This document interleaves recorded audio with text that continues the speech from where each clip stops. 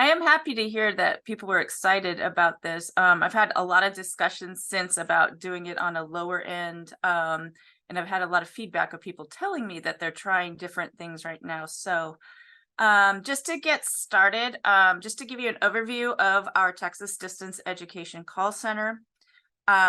Basically, our DEPTC, so it's the Distance Education Professional Development Center, we were awarded $1 million June 1st in 2021 for an 18-month period with options of renewals up to 5 years, at which time it would be recompeted. So then last year, December 31st of 2022, our contract was renewed for a 12-month period with options for renewal up to 2026. And we did get renewed for this upcoming year. We officially, just before I get into it, we've officially started this call center in March of 2022. That's when we actually opened our doors. And, keep in mind that we were, basically there were two of us, Michelle Vick at that time, she's moved on to other things, but her and I basically were two educators trying to start a business. The good news is I had a lot of call center experience, so it did help. So it was a lot of trial and error. We didn't know what the heck we were doing. So we just had to kind of figure it out as we went. And I just feel really proud of where we are now today, because it's taken a lot of teamwork to figure everything out. But just to give you kind of an overview, yes, this is one of my call center agents. This is Mario, and he's in our call center. We actually have a little itty bitty call center here. But we're available via phone, website, Zoom, chat, callback, and Facebook Messenger. We're trying to reach our clients in every way that we can, and as easy a way as possible for our clients to connect with us. Before we continue and get into it, I want to show, and let me make sure I shared my sound. I had it shared the first time and then I had to stop. Okay, yes, it is shared. All right, so before I get into it, I just kind of want to show you, because these two things give you a very nice overview of the call center. They're both very short, but this one, we had a promotional video made. This was our very first one. This was really targeting students, so I will let you guys watch. You finally have time to study, but now nothing is working and you just want to quit. Finding time to study is really hard, so when you finally do and have technical difficulties, it can be very frustrating. You'd like to call your teacher, but your teacher isn't always working when you're studying. What if you had someone to call who could help you use your phone, computer, or tablet, or help you when you can't even remember your password? Our Distance Education Call Center is here for you. If you need help with technology or studying strategies, call us 7 days a week from 7 a.m. to 10 p.m. You can contact us at 833-498-2255. You finally have time to study, but... Okay. So that was our first one. We created that the very first year. We had a group of videographers who work with us on multiple projects, basically put that together for us. We were trying to find something engaging that would, quick get somebody's attention, but also kind of give a really quick overview of what we did. Last year, we decided we really needed to target the instructors, though, because without the instructors, I can't get to the students. So we created this one.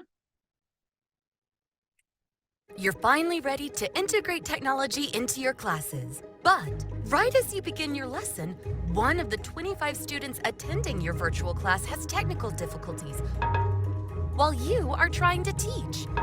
Or the EdTech tool isn't working the way it's supposed to. Or you can't figure out how to navigate the distance learning curriculum. Not to worry, the Texas Distance Education Call Center is here for you. We can supply technical support to remote classes, help with distance learning and EdTech tool integration, and so much more. Our call center offers technical support to Texas adult education teachers and students. Open 7 days a week from 7 a.m. to 10 p.m. Contact us today at txdistanceedhelp.com or call us at 833-498-2255. You're finally ready to... Okay, so anyway, that kind of gives you an overview of what we were trying to do. It was very broad. We knew we wanted to supply technical support to both teachers and students. But it was like so many challenges. So just to give you an idea of what we do is we provide technical assistance services for instructors. This could be anything from a distance learning curriculum challenges that maybe you have. It could even mean like, hey, you know, in Texas, we have over, I believe, 35, if not more now, curriculum that is approved. And so if somebody is like, hey, I want to get, you know, something that is ESL and, you know, they have these different things, well, they can call us and we can make recommendations and tell them, not recommendations so much, but tell them what we have available, how much it costs, things like that. Or we can also help them with the navigation. In the beginning, this was a big learn for me, or a big challenge, because I couldn't figure out how to get, you know, all of my call center agents trained on this, which I'll talk about a little bit more in the future. But as it is right now, what has become of the call center is my agents are so talented that even if they've not seen a tool, they can literally go in and look at it and help our clients figure it out from there. We also offer effective distance education practices, ed tech support and recommendations. We're all a bunch of ed techies here, so we're always happy. And whoever doesn't know one thing, we jump on Microsoft Teams together and find the answer, because that's kind of, you know, anybody who likes tech knows how it is when we get excited about our technology. We also provide basic tech support and support for remote classes and orientation. Something that hadn't occurred to us, I think, in the beginning, and I don't know why, was remote classes. And all of a sudden it was like, wait, duh, hello, we've got these poor teachers with 20 people in a room, right, on Zoom, and one person is having technology problems. Well, what does that teacher become? They go from being a teacher to IT while the rest of their class is still waiting to be taught. So instead of that, we provide an opportunity for our teachers to give out our information and just have them call us. And this has been a beautiful relationship with a lot of our program providers. As what, you know, and for both remote classes and online orientation, especially when the students aren't familiar with Zoom in the very beginning. So we have their information right at hand and we're able to assist them. In addition to that, on the student side of things, again, it could be anything from learning management system, one of our more common ones, I believe, and I do have my call center assistant manager here, so she can correct me in the chat if I say anything wrong. She is the expert. But Canvas, I think, is one of the bigger ones that we get calls on. Anybody who's used it knows that it's a pretty cool tool, but it's a little bit heavy for a lot of students. So we're able to help them with that. Internet and Wi-Fi issues, distance learning curriculum. I'm sure anybody who's worked in distance learning knows what their number one thing is that they have problems with. Yes, you're correct. That would be the passcode. We can't reset it for them, but we can show them how to navigate the system and how they can reset it. Device challenges. The nice thing is we're able to go into their system and see what is going on, like why is their audio not working, things like that. We also have digital literacy resource referral and online testing assistance. We are not experts on testing, but we are experts at helping them when they're having technology problems during online testing or getting started with it.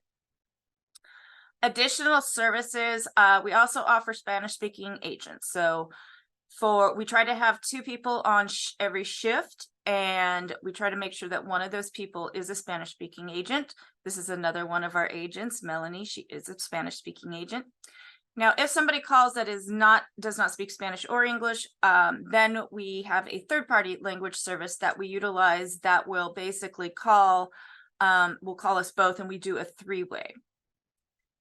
Problem resolution within 24 hours. We try anyway to guarantee that we will have a solution to the problem within 24 hours, preferably faster, but it just depends what it is. Understanding and patient call center agents. This was one of the most important things to me when I started this, because I've been in a traditional call center where you're in a big hurry to get people on and off the phone as fast as you can. I'm like, we're going to do the opposite of that because we don't want to scare anybody away. And especially our second language learners, especially, you know, our digital immigrants who just don't like technology, and we want to be there for them and take the time we need to with them.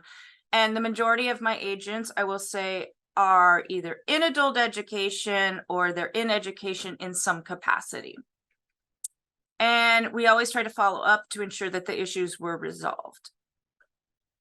So just to kind of give you an idea what the call center experience looks like, we created this website called texasdistanceedhelp.com.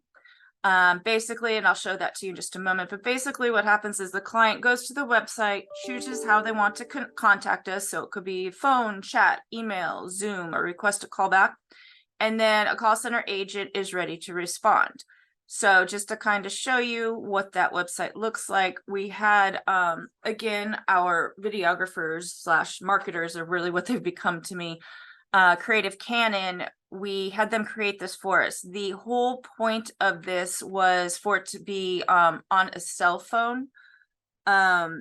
So that I figured that's where most people were going to be calling us from. I was trying to show, that didn't work that time, Tiffany. I was trying to show what it looks like on the cell phone, but I F12 didn't work from there. I think it must work from something else. But anyway,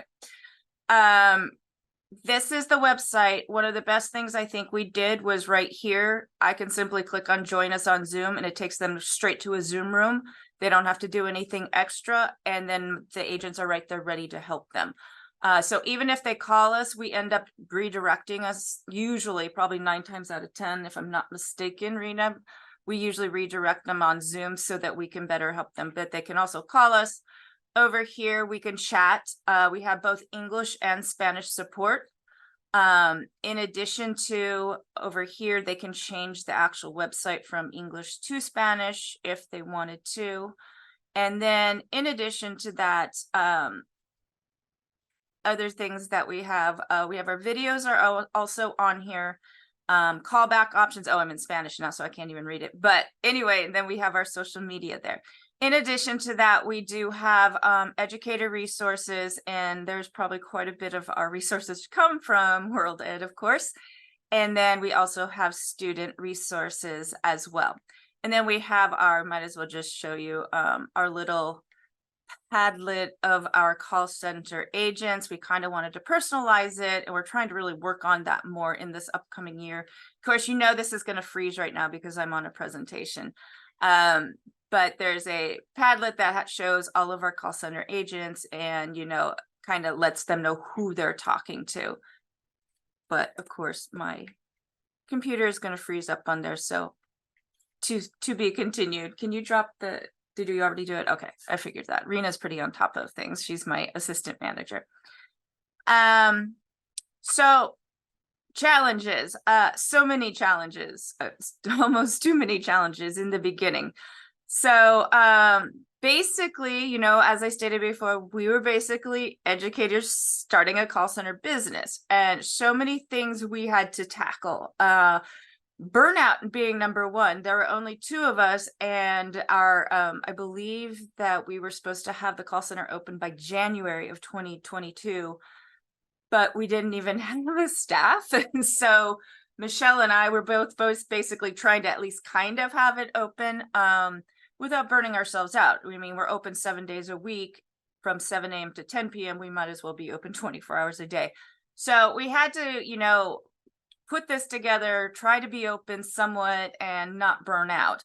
Accessibility things came into play, marketing, big one that continues to be my biggest issue, promotional, accuracy in items. Sometimes we would share things and that information would be misconstrued. One of the biggest ones being that we're a tutor service. We are not a tutor service. We are a technical support service. So then people felt like, oh, well, my students should get, credit for the time they talk to you. Well, no, because we're not teaching them anything. We're just supplying them with technical support. But you know how it goes. Somebody hears something and then it kind of just goes. Teamwork, finding the right team, we needed figuring out how many team members we needed. Social media, what do we do? What do we know about social media? Training, that was probably one of the bigger ones I had to figure out in the beginning. Development, client, staff, how are we going to hire these people? What are we going to do? Budget, admin, we didn't even have a website in the beginning. So it was like, hey, bet we need a website. So I did try to make my own. And well, it was a very sad little Google site that I got laughed at a little bit. So I went ahead and found somebody to give me some money to get an actual website built. Staffing decisions was really challenging for us. We had to decide, do we hire full-time versus part-time? How many agents do we have? What will the length of the shifts look like? What is our job description? What qualifications and experience are we looking at? And do we have these people actually work on site here at College Station versus, remotely at their own homes? So overcoming those decisions, what we ended up doing is we posted positions for both full-time and part-time. We had to determine a number of agents and length of shifts by that type of position. So what ended up happening is we did not get any responses to the full-time idea. Everybody who applied was not in College Station. So it was all going to be part-time. The job descriptions, qualifications, and experience were basically based on Texas A&M, because that was another big challenge, is we had to follow a lot of their lead on things and their policies, and in addition to our beliefs for a successful agent. So we ended up offering both remote and in-person positions. And basically what we ended up doing is we had to, I probably mentioned this again later, but we basically had to, because we needed people fast. Well, there's a lot of bureaucracy involved and it takes a while to get people hired at Texas A&M. So we ended up getting some student workers at Texas A&M to get us started. And it was faster to hire them. We just made sure that they were extremely tech savvy. And of course, millennials are really tech savvy anyway. They teach me everything now. But that's what we had to do to get started. But in addition to that, I had the huge challenge of training and development. So I had 15 agents, all different shifts, and I'm only one person. So, I can't work 7 days a week for that many hours a day. So I had to, figure out an onboarding process that could work remotely as well as in person. So it's definitely not your traditional training where I'm sitting next to you and you're shadowing me by any means. So I had to think about what tools to create trainings with, choosing the right trainings, on demand versus in person. What do I do? Some of these people work late at night, others work only on the weekends. And I have the challenge of 37 approved distance learning curriculum providers. Do I expect them to train on every single provider? So overcoming these training challenges, I created an agent training guide booklet, basically using one of my favorite tools called Book Creator. My brain just went out the door. You can share that if you want to, Rena. Rena will share that in the chat. I had to create a distance education call center daily new hire training to supplement my booklet. My booklet ended up becoming like my master. If you've never seen Book Creator, she's going to put it in the chat, but it's a beautiful tool. We also use Texas A&M, TCAL, TWC, Ed Tech Center at World Ed, and ditched that textbook on demand options and had our agents go through all of them. They did, I think we had in the end over 30 something hours of training. However, it didn't have to be done immediately. Like in the beginning, they were waiting for calls anyway. So there wasn't a lot going on. So they did it at their own pace. So I'm not a total slave driver or anything.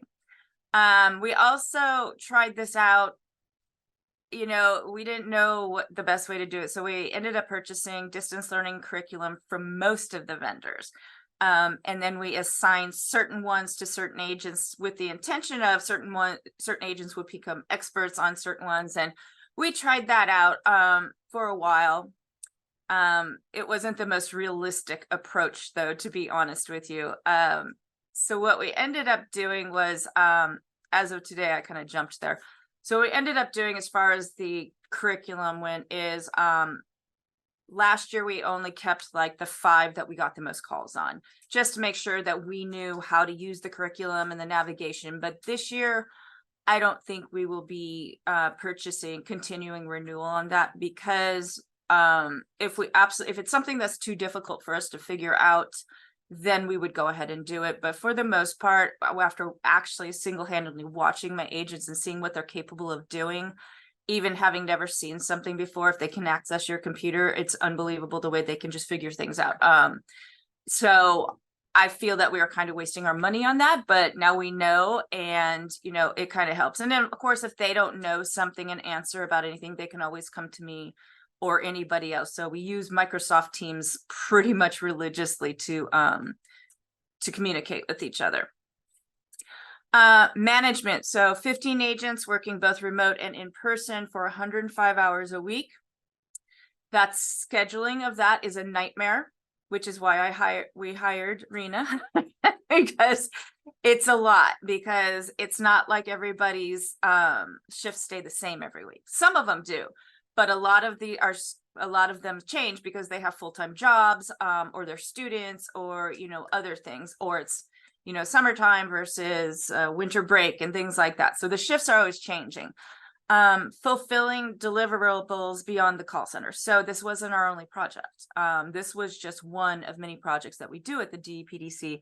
So that was very challenging for us to balance it all out. Call center software, huge challenge for us, because most call centers, if you think about it, are going to be something like, Sprint, and well, that's not around anymore, T-Mobile, and, Comcast, or, these big, huge companies where they have hundreds and hundreds, if not more, agents. Well, we have at the most 15.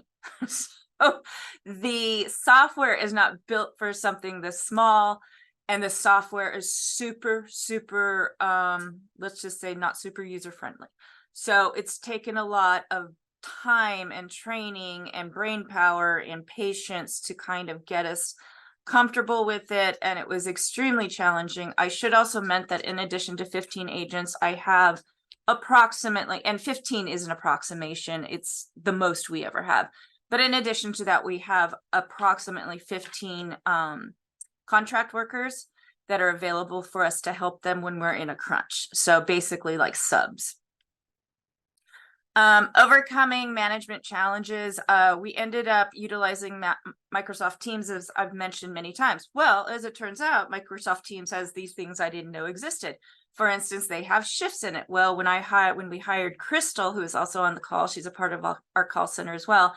She kind of got on there because she was doing the shifts in the beginning, and she found the shifts option on Microsoft Teams. Had no idea it existed. Now we couldn't live without it. Who knew you could schedule your entire staff on Microsoft Teams?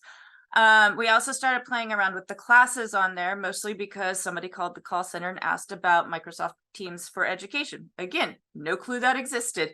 So we started, whenever we had a training or something we wanted a task to do, we could assign it through this, because it's its own learning management system. So it assigned that task on the classes, and that way we could keep track of who was doing what and who had completed what.